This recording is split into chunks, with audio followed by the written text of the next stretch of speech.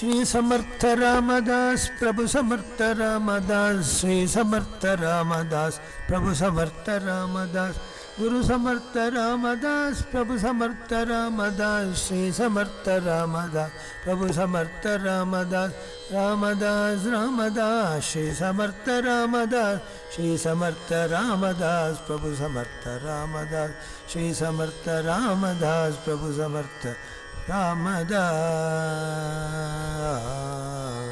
जय जय रघुवीर समर्थ। உயர்ந்ததான மகாராஷ்டிர சாதுக்களுடைய சரித்திரங்களை கண்டு வருகின்றோம். ஞானேஸ்வரர், நிவர்த்தி தேவர், சோபான தேவர், முக்தாயி, அதன் பின்னர் ஏகநாத், நாம்தேவ் அவர்கள் சரித்திரத்தை விஸ்தாரமாக கண்டோம். அடுத்து நாம் இந்த விஜயநாமிருத சாகரம் பாகம் 52 சமர்த்த ராமதாசருடைய சரித்திரம். மிகவும் பெரிய விஸ்தாரமான சரித்திரம். யதாமதி யதாசக்தி இதை அனுபவித்து உயர்ந்த ராமபக்தர்களாக குருபக்தரத்தர்களாக வாழ்வாங்கு வாழ வேண்டும் என்ற பிரார்த்தனையோடு துவங்குகின்றோம். விஷ்ணு பாதோதகமான கங்கை சகலவிதமான பாபங்களையும் போக்குகின்றது.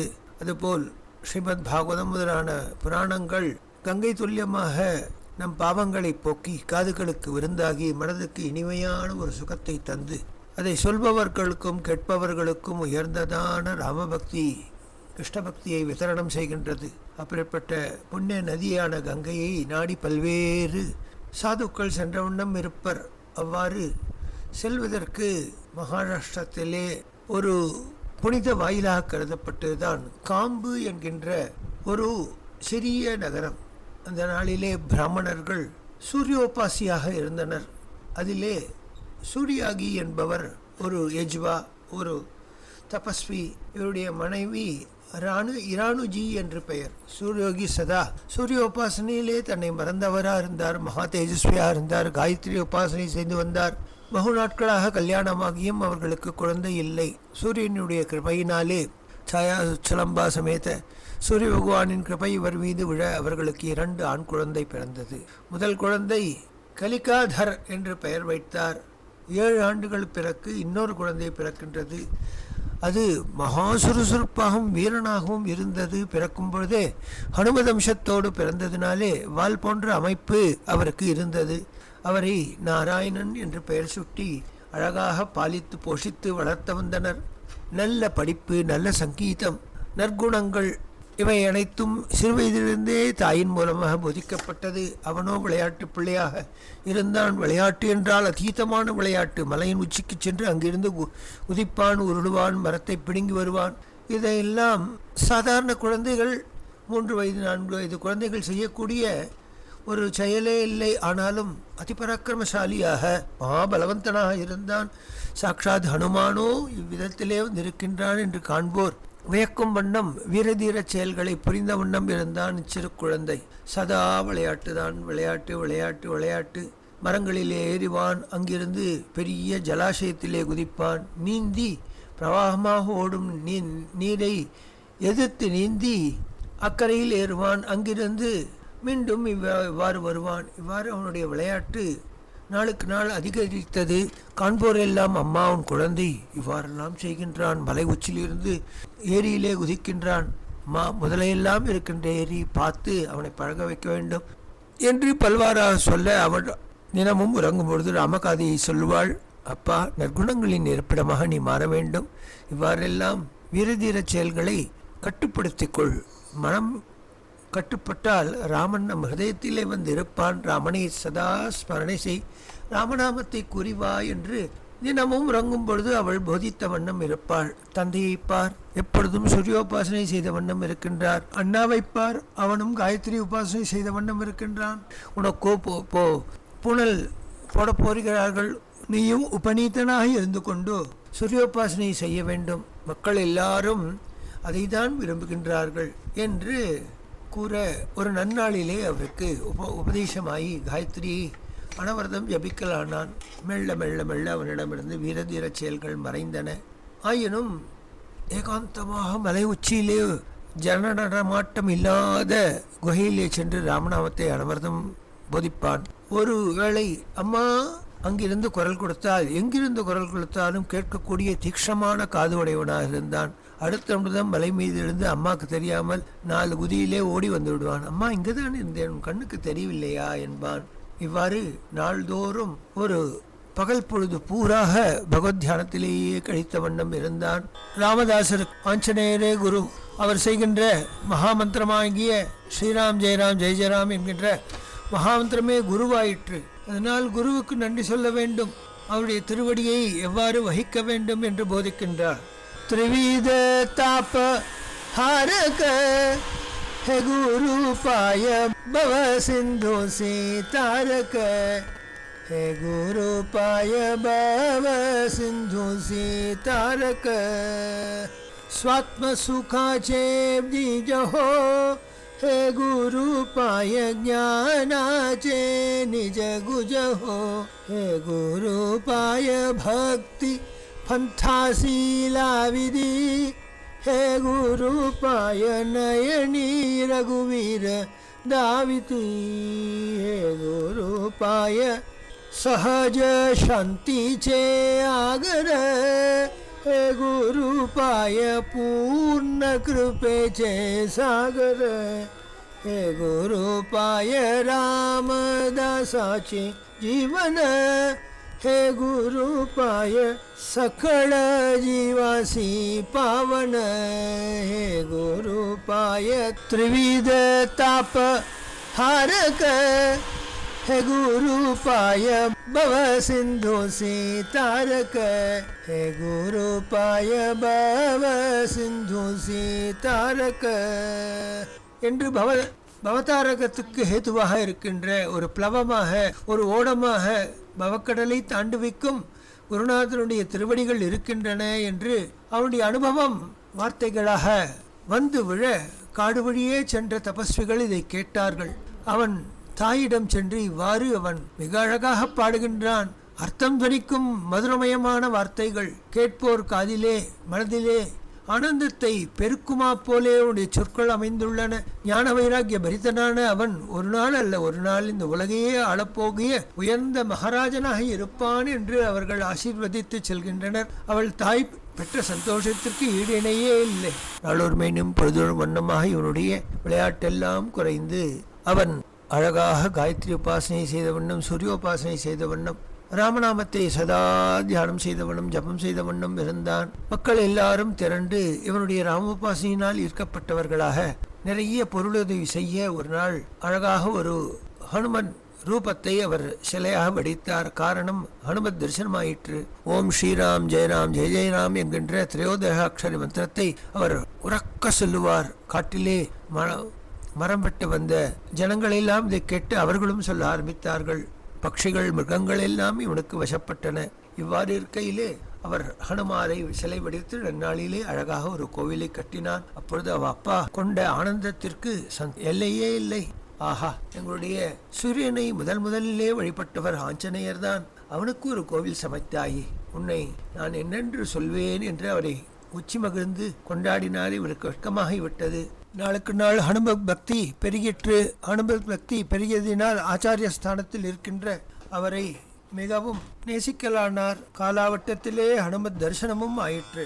தன்ய அஞ்சனி சுத தியாச்சே நாவ ஹனுமந்த தியாச்சே நாவ ஹனுமந்த जेने सीता शुद्धि केली राम सीता बेटवीरी द्रोणगिरी तो अनिल लक्ष्मण वंशविला ऐसा मारुति उपकारी तुकालोळे चरणावरी तुकालोळे चरणावरी तुकालोळे चरणावरी तुकालोळे चरणावरी என்று எண்ணற்ற அபங்கங்கள் ஆஞ்சநேய சுவாமியின் மீது எழுதி மகிழ்ந்தார்.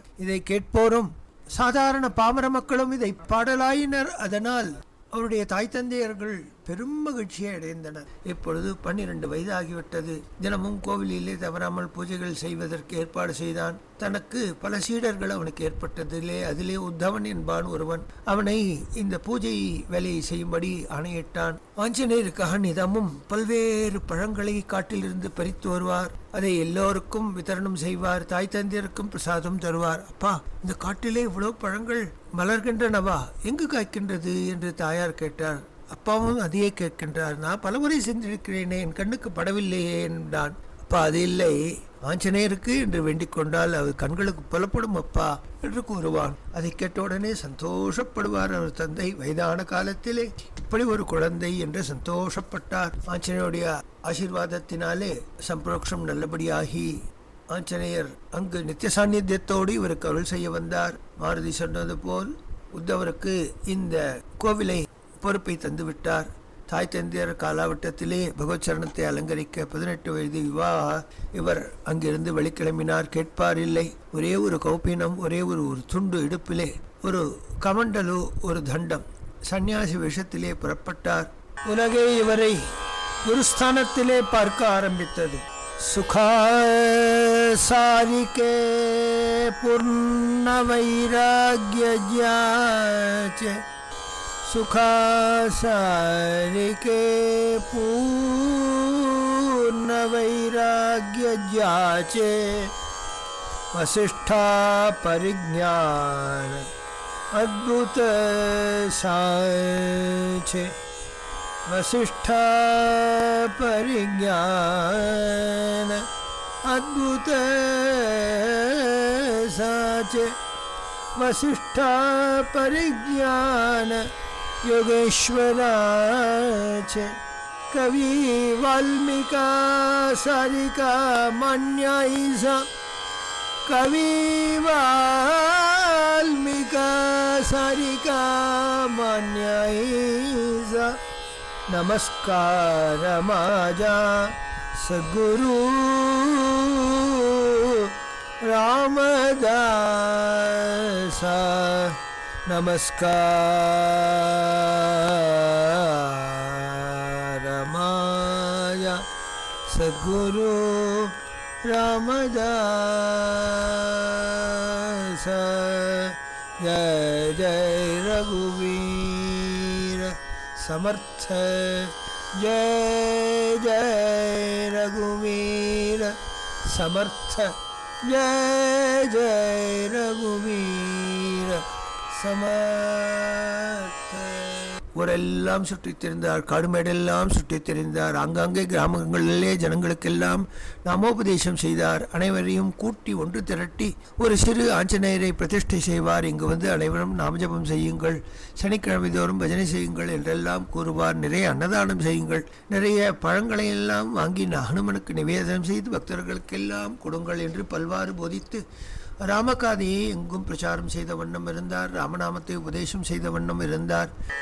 மாஜ்யா ராம மாஜ்யா ராமயே ரே ராம மாஜ்யா ராம மாஜ்யா ராமயே ரே ராம जननी जनक तुझी आहा माझ्या राम माझ्या राम ये रे राम आम्हा अनाथांच्या नाथ ये रे राम तुझ्या पायी माझ्या माथा राम नाही कोणाचा आधार ये रे राम राम तुझ्याची निर्धार ये रे राम माय नाही बाप नाही ये रे राम तुझ बिन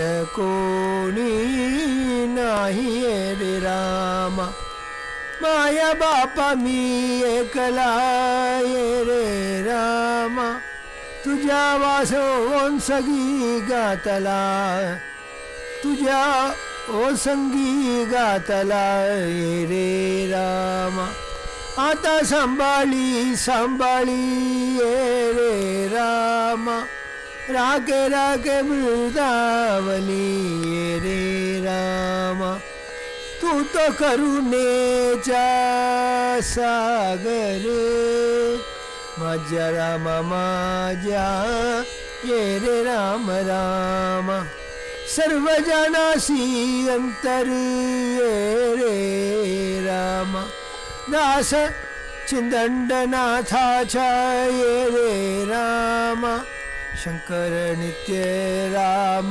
माझ्या ये रे राम माझ्या राम माझ्या ये रे राम राम ये रे राम राम ये रे राम राम ராமானி வா, நீதான் என் தாய், நீதான் என் பந்து, நீதான் என் சோதரன், நீதான் என் ஆத்மபந்து, உன்னை விட்டால் எனக்கு கதியில்லை, கருணாசாகரா நீ வர வேண்டும் என்று ராமனுடைய நினைவினாலே மிகவும் புலம்புகின்றார்.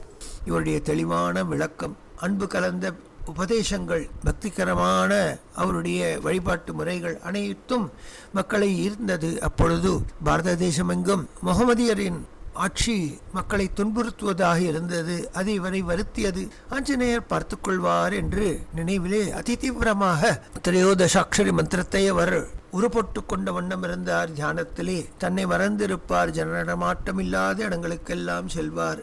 அடர்ந்த காடுகள் இவருக்கு பிரியமான விஷயமாயிற்று. பசியெடுத்தால் நதி நீரை பருகுவார். 2 பழங்களை உண்பார். பழங்களை பறித்து வைப்பார். குரங்குகள்லாம் என்று இவர் கையிலிருந்து பெற்றுச் செல்லும். அவர்களுக்கெல்லாம் தடவி கொடுத்து நாமோபதேசம் செய்வார். மக்களுடைய துன்பம் எனும் கடலில் இருந்து அவர்களை மீள வேண்டுமானால் ராமநாமே கதி என்று பவசாதற்கு தாரகமான ராமநாம மந்திரத்தை அவர் அனைவருக்கும் போதித்தார். ஏகாந்தமாக இருக்க விரும்பி கிருஷ்ணாதிக்கரையிலே நெடும் தவத்திலே ஒழுகினார்.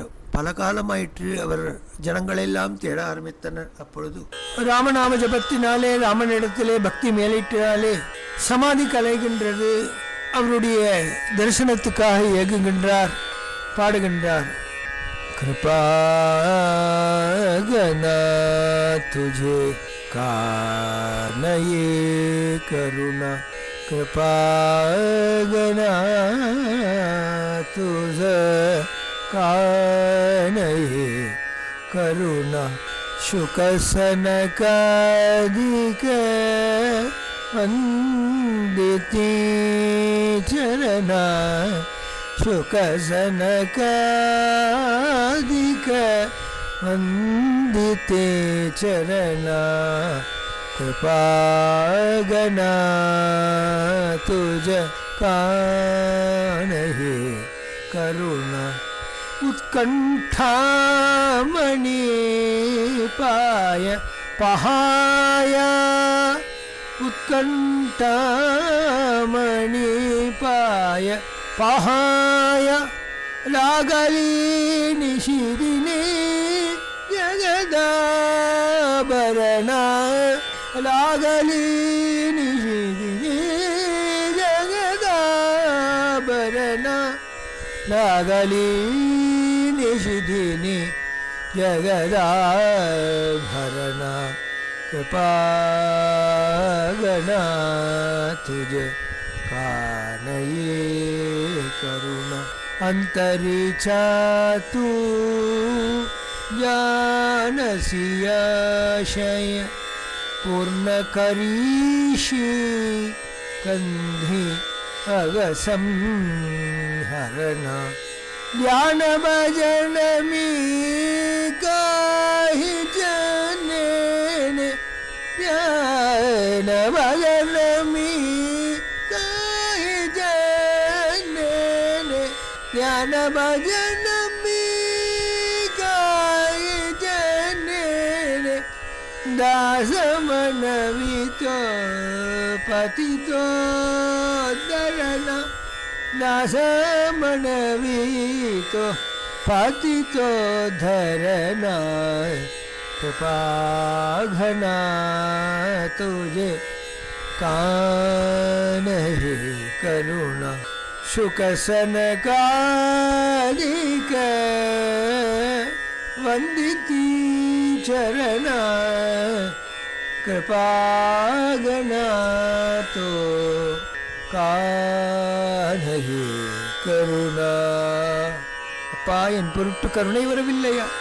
உன்னையே தனித்து உன்னையே ஜபித்து உன்னையே சிந்தித்து உன்னாமத்தையே பாடிய வண்ணம் கூறிய வண்ணம் அனவரதம் நினைவாக வாடும் இந்த தாசன் நினைவு உனக்கு வராதா என்று கருணையினால் மேலிட்டினாலே பாடுகின்றார். போவோர் வருவோரும் இவருடைய நிலையை பார்த்து, ஆஹா ராமா, கிருபை செய்யலாகாதாய் பெயர்பட்ட தாசன் உனக்காக உருகின்றானே என்று பிரார்த்தித்த வண்ணம் செல்வர். ஹனுமார் இவருக்கு பிரத்யட்சமாக தரிசனம் தந்து ஆசீர்வாதங்களை தந்தார். உன்னுடைய அவதார நோக்கம் இது அப்பா, பகவன் நாமத்தை எங்கும் போதித்து உனக்கு உயர்ந்த சீடர்கள் அமைவார்கள், அவர்களை நல்வழிப்படுத்து என்று கூறிவிட்டு சென்றார். 12 வருட காலம் நெடும் தவத்திற்கு பின் பிரபுவின் தரிசனம், அதுவும் ஆஞ்சநேயருடைய கிருபா விசேஷத்தினால் கிட்டியது. ஆஞ்சநேயர் பரிவுரைந்தார். ராம தரிசனம் ஆயிற்று. தன்னையும் மறந்து ராமனுடைய பெருமையை பாடி மகிழ்கின்றார். அவருக்கு ஒரு கோவில் சமர்ப்பித்தார். அந்த கும்பாபிஷேக தினத்தின்று அவருடைய கருணையை நினைத்து உருகுகின்றார். ஹே தயாளுவா, ஹே கிருபாளுவா, ஹே தயாளுவா, சுவாமி ராகவா, பிரதம காமலா लाविली समे मग उपेक्षिता योग्यता नव्हे सकल ज्ञानशी अंतरस्थिती मग तुम्हा प्रति काय विनंती दास तुमच्या वाट पाहतो बोलता नये कंठ दाटतो हे दयाळुवा हे कृपाळुवा हे दयाळुवा स्वामी राघव स्वामी राघव स्वामी राघव என்று அவரை நினைத்து உருகுகின்றார். கும்பாபிஷேகமாய் எண்ணற்ற கோடானு கோடி மக்கள் வந்து தரிசனம் செய்து சுவாமியை தரிசித்து ஆனந்தம் கொண்டனர். அன்றிரவு ஏகாந்தமாக ராமனுக்கு சயனோத்சவம். இரவு ராமன் பட்டாபிஷிக்தனாக தரிசனம் தருகின்றான். அதை கண்டார், ஆனந்தித்தார், சந்தோஷப்பட்டு பாடலானார். க்ஷேத்ர சிம்ஹாசனி अयोध्याचे राजा नांदत से माझा नांदत से माझा माय भाप माझा माय बाप त्रैलोकी समर्थ सर्व मनोरथ पूर्ण करी पूर्ण प्रतापाचा कैवारी देवाचा नाथ अनाथाचा स्वामी माझा राम योगिया विश्राम संपडले वर्म थोर भाग्य जाचे राम त्याचे कुली संकटली सांभाळी बाव बले जेले दरीला अंतरी तया क्षण बरी विसंबेन कदा आपुल्या दसासी रामी रामदासी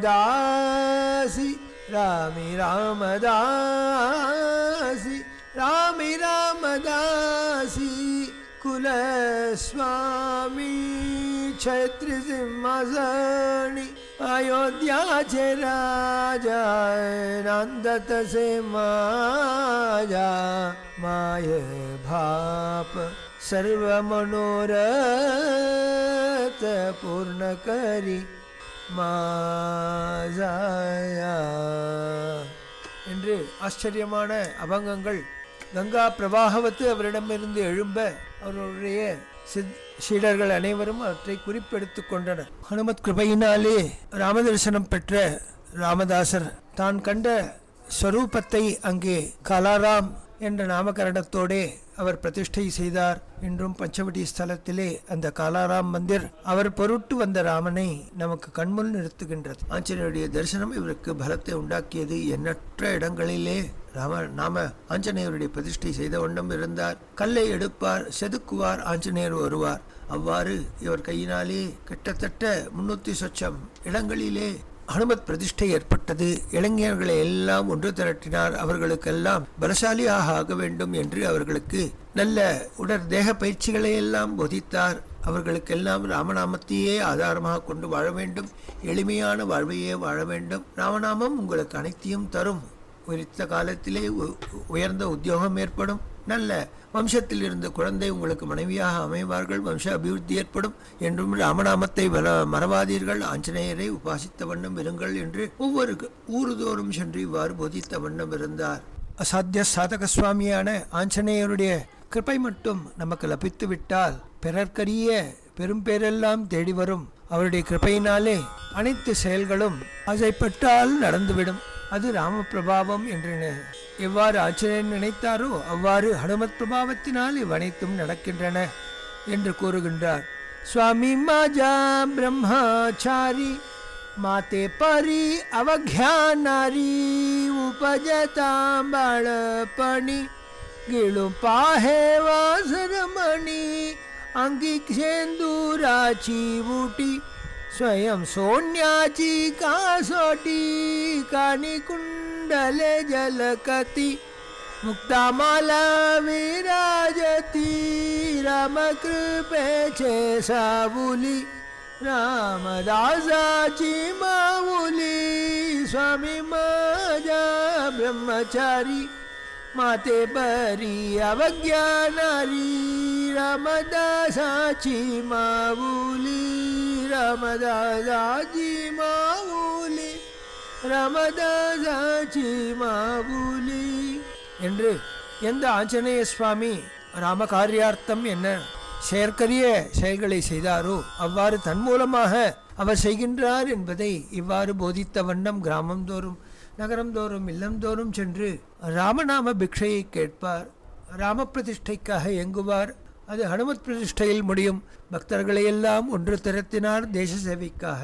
இவருடைய உபாசனையினால் இந்திரனே பயந்தான். தன்னுடைய இந்திர பதவிக்கே ஆபத்து வந்து விடுமோ என்று ஒரு பெரும் பயம் ஏற்பட்டது. இந்திரலோகத்தை இங்கிருந்து இவர் பாடின பஜனையினால் இந்திரலோகத்து ஜனங்களெல்லாம் அந்த பஜனை முழக்கங்களை பாட இந்திரலோகமும் பக்தியால் ஆழ்ந்தது என்றால் அவருடைய பெருமையை நின்று சொல்வது. சிறுவயதிலே பல்வேறு லீலைகளை இவர் செய்த வண்ணம் இருந்தார். அவர் செய்த லீலைகளெல்லாம் இன்றும் நாம் காண கிடைக்கும் விஷயமாகவே அமைந்துள்ளன. சத்ரபதி சிவாஜி ராஜா தர்மத்தின் சுரூபம். பெண்களை தாயாக மதிப்பவன், சகோதரியாக மதிப்பவன், குழவிகளை தன் மக்களாவே நினைப்பவன். அவன் ஒரு நாள் ஏகாந்தமாக காட்டிலே உலாவி வரும் பொழுது கிருஷ்ணாநதி கரையிலே புரசமர இலைகளிலே சில வாக்கியங்கள் மராட்டியில் எழுதப்பட்டதை கண்டு அதை எடுத்து பார்த்தான். தன் மனத்திற்கு போதிக்குமா போலே உயர்ந்த விஷயங்களை சிறு சிறு வரிகளிலே யாரோ எழுதி அதை ஜலத்திலே விட்ட வண்ணம் இருப்பதை கண்டான். இந்த நதிப்போக்கிலேயே சென்று இதை விடுவது யார் என்று மலை மீது ஏறி கஷ்டப்பட்டு சென்றால் அன்று வரை தனக்கு உற்ற குருநாதர் இவர்தானோ என்று அவர் தேடிய வண்ணம் பல்வேறு மகனியர்களை சென்று தரிசித்தான். அதிலே ஒருவர்தான் சந்த் துகாராம். துகாராம் மகாராஜாவை அணுகிய இவர் அவருடைய நிழலாகவே இருந்து அவருடைய போதனையிலே வளர்ந்தார். அப்பொழுது துகாராம், எனக்கும் குருஸ்தானத்திலே இருக்கின்ற சவர்த்தர் உன்னை ஆட்கொள்வார் என்று ஆசீர்வதித்து அவனை அனுப்புகின்றார். தர்மத்துக்கு விரோதமில்லாத ராஜ்யத்தை ஸ்தாபனம் செய் என்று போதித்தார். அவ்வாறு சந்த் துகாராமுடைய திருவார்த்தை அவருடைய மனதிலே ஓடிய வண்ணம் இருந்தது. அப்பேற்பட்ட மகனியர் இவர்தாமோ? அவரோ சதா ஓம் ஸ்ரீராம் ஜெயராம் ஜெய ஜெயராம் என்று மிகவும் இனிமையான குரலிலே தன்னை மறந்து பாடிய வண்ணம் இருக்க, தான் வந்த சூடு தெரியாது அவருடைய திருமுக மண்டலத்தையே பார்த்த வண்ணம் இருந்தார். அவருடைய நாமஸ்மரணை முடிந்தது. அந்த நாமஸ்மரணையின் அனுபவத்தினாலே அந்த ராமநாதனை பாடலானார். पतित पवना जानकी जीवना वेगी मा जमना वेगी जमना पालठावे वैराग्याचा लेश नाही माझे अंगी बोलत से जगी शब्द ज्ञान देह हे करणे लावावे नवडे आलस आवडे सर्व काळ रामदास माने लाज तुझी तुझ लाज तुझी तुझ लाज तुझी तुझ कोण पुस माझे अनाथासी पतित पवना जानकी जीवना वेगी माझ्या मन पालटावे वेगी माझ्या मना पालटावे पालटावे पतित पावना रामा जानकी जीवना प्रभु என்னுடைய மனவேகத்தை நீ அறிய மாட்டாயா? வைராக்கியம் யாதுமல்லாதவன் வாயில் திறந்தால் நல்லது எதுவும் வராது.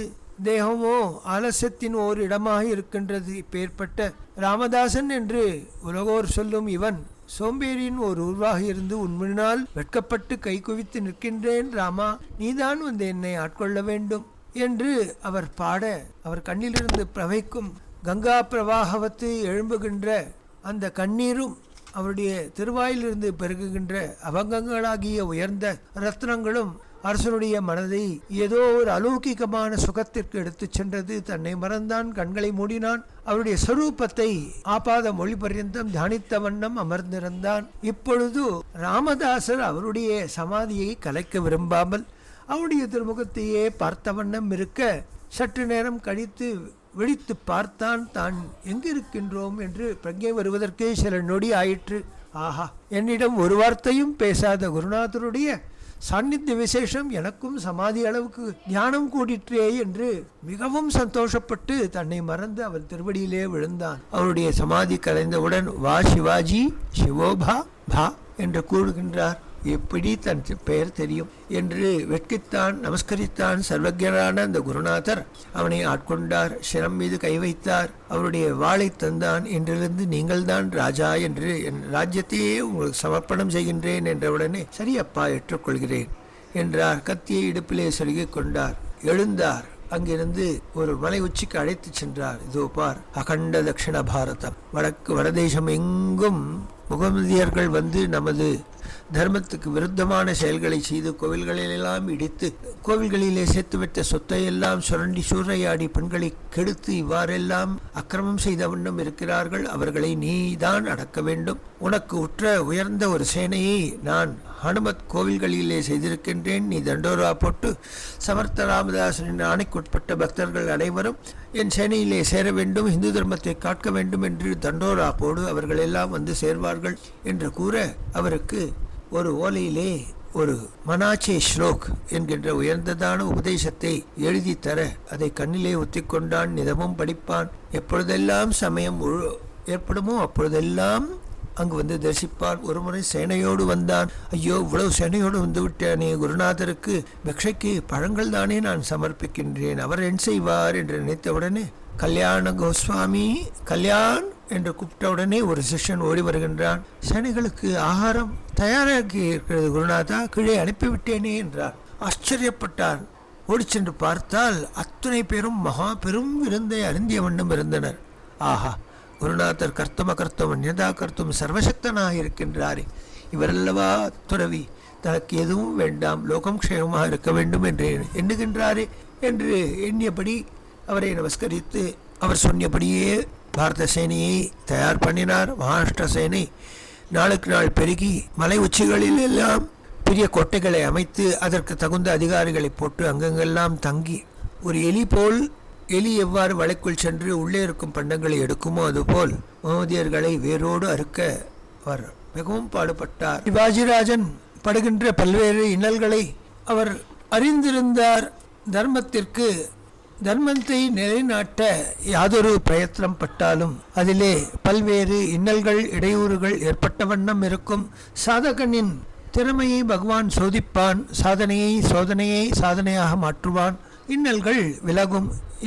இதற்கு குருவருள் துணை இருந்தால் அவ்வனைத்தும் சாத்தியமாகும். அவ்வாறு இவர் கருணாஷ்டகம் என்ற உயர்ந்ததான ஒரு பிரார்த்தனையை ராமச்சந்திர பிரபுவின் திவ்ய சரணாரவிந்தங்களிலே அந்த சீதா வல்லபனான அந்த லக்ஷ்மண பிராணநாதனான பரதனுக்கு உயிரான சத்ருக்னனுக்கு தோழனான ஆஞ்சநேயக்கு சுவாமியான அந்த பிரபுவை நினைத்து உருகி பாடினார்.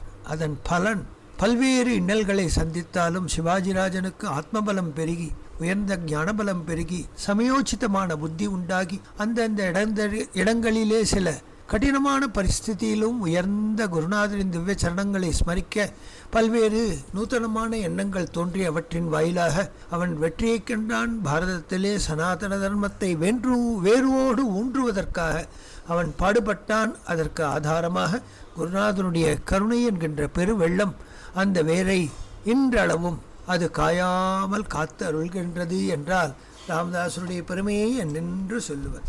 சமத்தருடைய பாலலீலை விஸ்தாரமாக கூற வேண்டிய விஷயம்.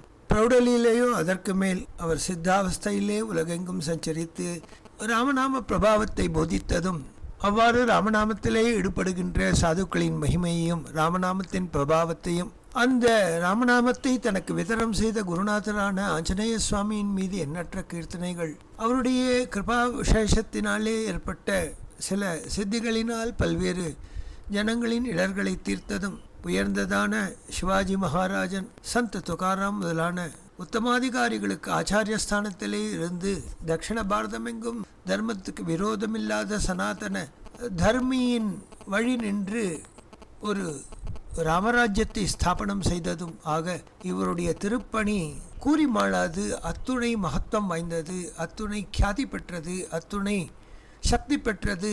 அவருக்கு அமைந்த சீடர்கள் ரத்னங்கள், ஒரு 10-12 ஆண்களும் ஒரு 6-7 ஸ்ரீ ரத்னங்களும். வாய் அசைத்தால் அடுத்த கணம் அக்காரியமாகிவிடும். குருவுடைய திருமுகத்தையே பார்த்த வண்ணம் அவருடைய ஆணைக்காக காத்திருப்பர், அதை சிரசா வகித்து செய்வர். இதை கண்டான் சிவாஜி மகாராஜன். என்னுடைய அரசாங்கத்தில் என் சேனையை சேர்ந்தவர்களே பல்வேறு விஷயங்களிலே உடனே செய்யாது தான் யோசித்து செய்யும் நிலையை தான் கண்டேன் என்றதை இந்த ஆச்சாரிய புருஷனுடைய சாநித்தியத்திலே குரு எவ்வாறு இருக்க வேண்டும், சீடன் எவ்வாறு இருக்க வேண்டும் என்று தனக்கு இவை போதிப்பதாகவே எடுத்துக்கொண்டான். அதனால் அவனுடைய தர்மஸ்தாபனை ஆகின்றது. அதை நாம் விஸ்தாரமாக அடுத்த பாகத்திலே காண்போம். ஜெய் ஜெய் ரகுவீர சமர்த்த, ஜெய் ஜெய் ரகுவீர சமர்த்த, जय जय रघुवीर समर्थ।